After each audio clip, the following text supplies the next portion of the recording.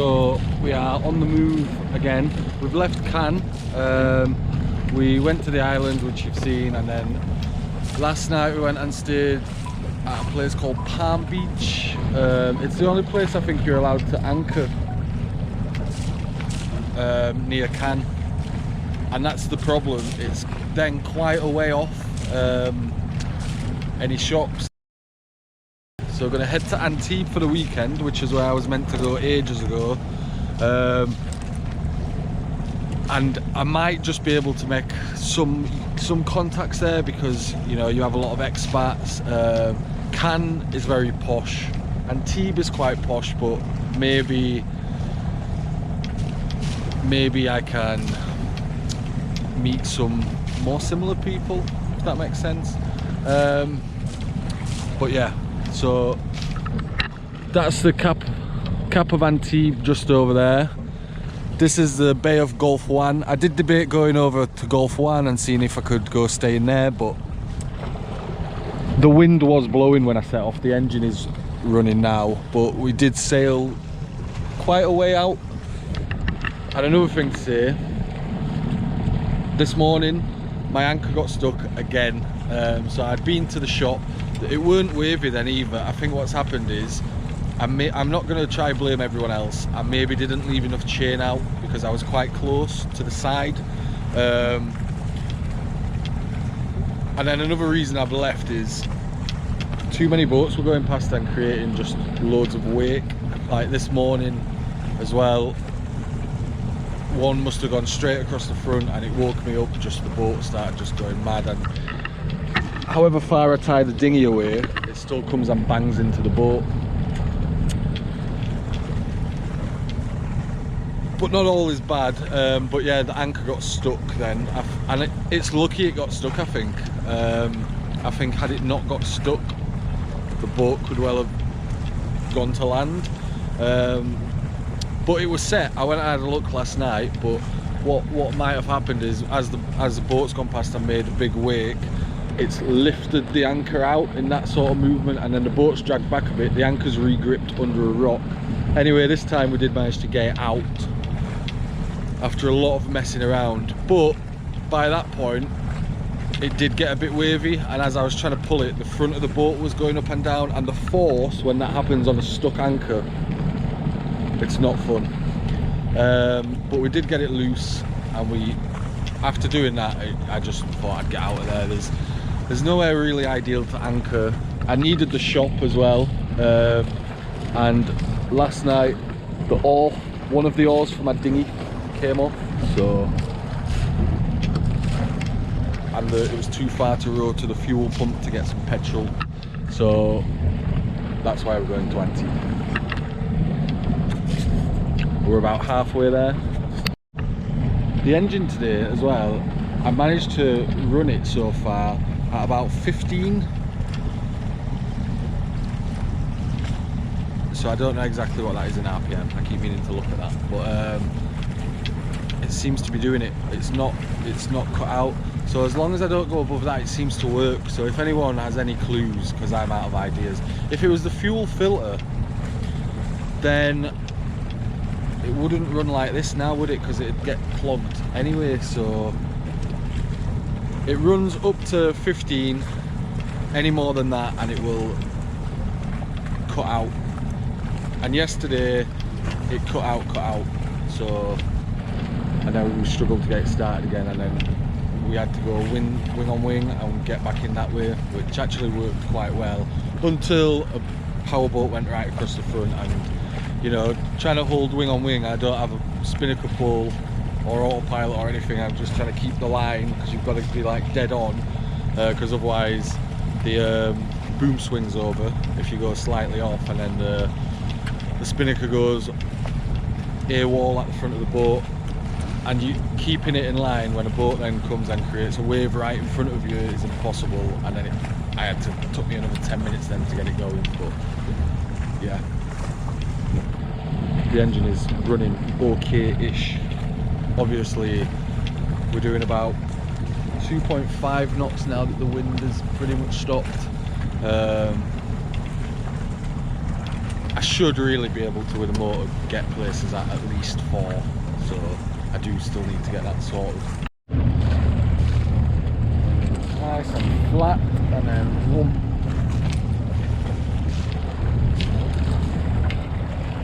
Right, this little part here looks nice. I need a shop, so I can't go in there tonight, but as far as anchorages go, that looks pretty cool, doesn't it? Do I need the shop?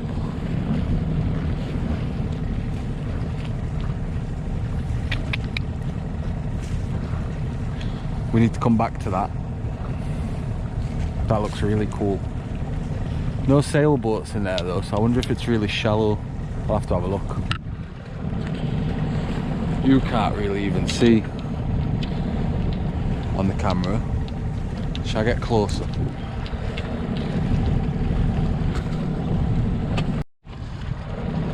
So yeah, that anchorage over there, I've just had a look. Yeah, as long as you're below 20 meters, which I well and truly am, you can go in there. And a bit of a rock comes out just from over there, so it looks like it's almost protected from like all angles apart from 2 hours of the clock, if that makes sense. I don't know the nautical term for it, or the boat term for it, but yeah, 2 hours of the clock. So it just wouldn't be protected between south and southwest, but only like the 2 hours in the middle of that, if that makes sense. So it would still be protected from south, and it would still be protected from west, but somewhere in the middle it just wouldn't be protected. But that's quite a handy anchorage. What I was going to say, it's really exciting when you come around a new point. So we've had that whole scenario seen now for a while with the mountains and stuff, and then obviously we like uncovered that as we came around that little tip there. But when you come around like a big tip, so this cap de Antibes just here, and then you get this whole new coastline, and I haven't seen this from the water before, and it's always quite exciting, even though we're probably not going that way. So from here, I'm not sure if I'll be able to see Monaco or if that's going to be too far away, but we'll definitely we will, I think, be able to see Nice and Saint Laurent de Var, where the airport is. But yeah, it's exciting when you uncover like a new landscape, I think, anyway. So yeah, there's the old landscape.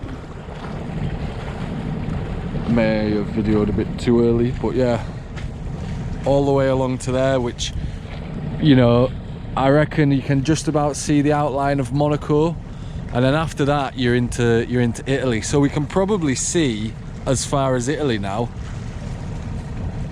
We need to find one of them. I'll find one of them things when I'm near the land, which I always like to go find them, where it shows the landscape and what you can see. So see if we can see the coast of, well, Italy, basically. I'm trying to sort my short tan out, to be honest, I know, but maybe it would be a good opportunity to do one of these sailing in your bikini thumbnails and see if we can get some clicks, but I'm pretty sure it didn't work the same way for middle-aged hairy men, so maybe we won't do that. But yeah, I'm gonna try, when I get near Antibes, go pull into the fuel dock and get some fuel for the dinghy, and then we're going to have another night of not really having much, well, any battery really. But I wouldn't really want to pull into Antibes now for the night and pay 33, whereas if I went in first thing in the morning, I'm getting all them extra hours where I could use them more effectively. So probably going to do one more night at anchor and then maybe pull into a port tomorrow. So behind me is Antibes. There's the Port Vauban in Antibes. We're going to go pull just over as close as we can to that bit of beach there, because that's one of the biggest ports in Europe, I think. So to get in, get fuel is probably just going to take an hour, and then the shop will close. So what we're going to do is, there's a bit of beach over there. We're going to go anchor as close as we can to the beach so that it's easy enough in the dinghy, and then we'll walk into the port to get fuel for the dinghy and then go to the shop. Hopefully we get the anchor not stuck this time. Also, what's cool is there's no boats anchored, so we're going to be the only boat anchored outside Antibes, which is cool, innit? So all them people on the beach over there, we'll see how stupid I look when I go over in the dinghy. As per usual, just as we come in, just as we need to start thinking about getting the sail down, wind and the boat's just sped up. Like, sped up a lot. I mean, at least this last little part will be quicker. Just hope there were advertised wind for tonight, so hopefully this is just like a evening breeze for a little bit. But it's coming from there anyway, so it shouldn't cause us too much problems.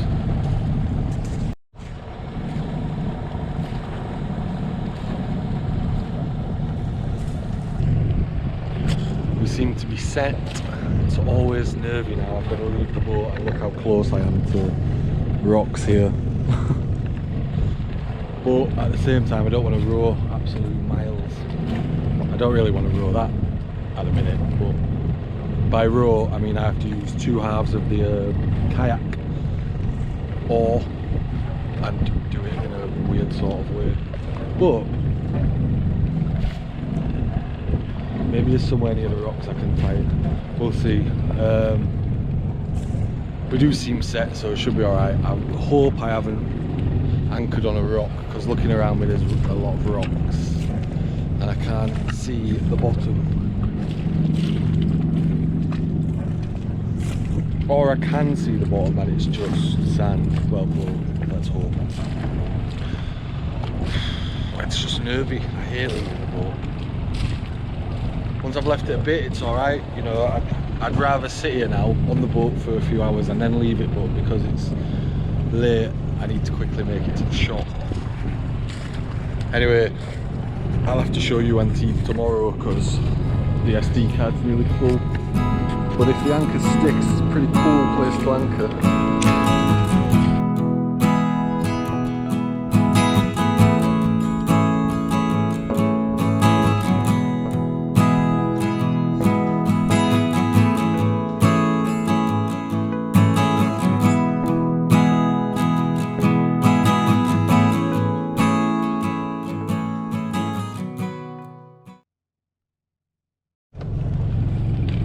Right, I've actually forgotten which morning number it is at anchor, so I think the 5th, but I'll put it up here because I don't fully remember. So yeah, I couldn't take the GoPro yesterday because I had to import from the SD drive, and then I had to clear some memory because there weren't enough room when I tried to get it off the SD drive. So episode,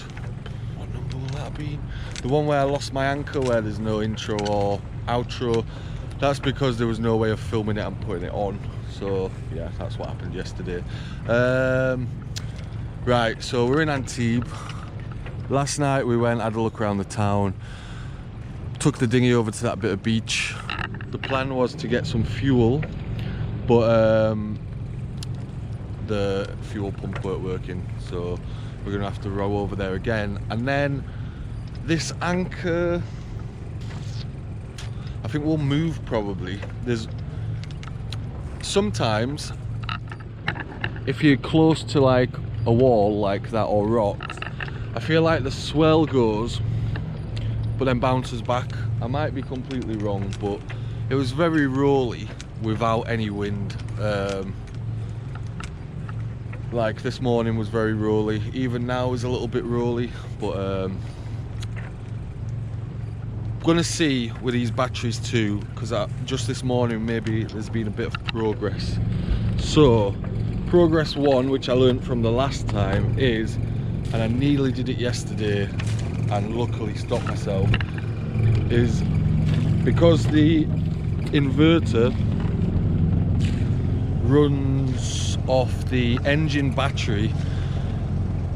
I need to make sure I turn the inverter off when I've stopped charging, and then make sure I check that the battery's charged back up before I turn the engine off. So this morning I very nearly turned the engine off as well, and I looked and the battery was on actually 12.12, so that probably wouldn't have started the engine again, and that would have been another taking my batteries over to the side job, which is not ideal. But the solar panel maybe is working, so let me just get the engine off after I've checked that there's enough power in it, and then I'll show you.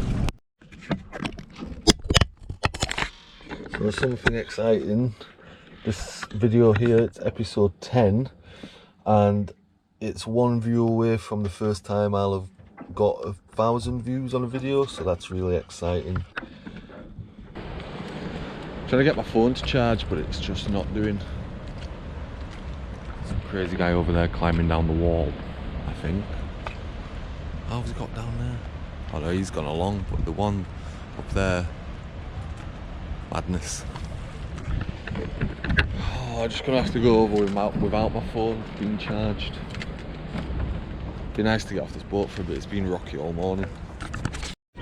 So Antibes is not quite the promised land. In all the boat shops that are here, not one of them has a solar charge controller, and when I say it, they look at me like I'm crazy. So we've not found one of them, and at the same time we can't justify 33 euros in the port while it's not that windy. So dinghy's just down there, and I'm anchored just over there. As you can see, it's the only boat. I'm a bit worried about how rocky it is. It looks like I'm beyond where the rocks end, so I should be in sand. It should be alright. Trying to get fuel for the dinghy, because although that doesn't look that far, you can't motor through this bit, but just getting out there, if I get some of that I might move a bit further the other way, just because, as I said this morning, like the swell seems to bounce back off the rocks. When I get back onto the boat, I'm going to check the weather and see how protected I am here.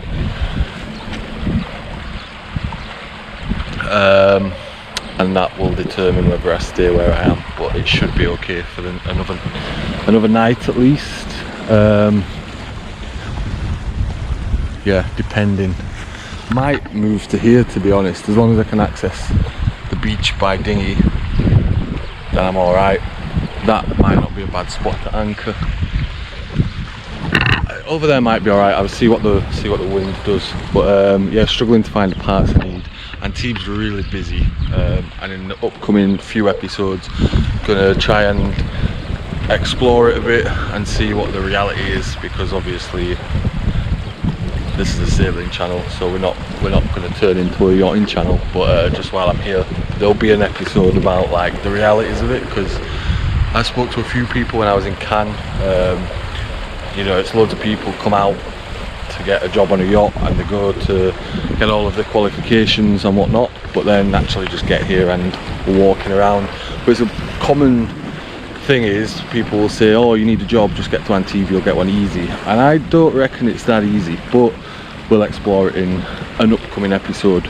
But for today, we are just trying to get fuel, and I guess the aim for today is to just try get that battery charged so I can have lights tonight.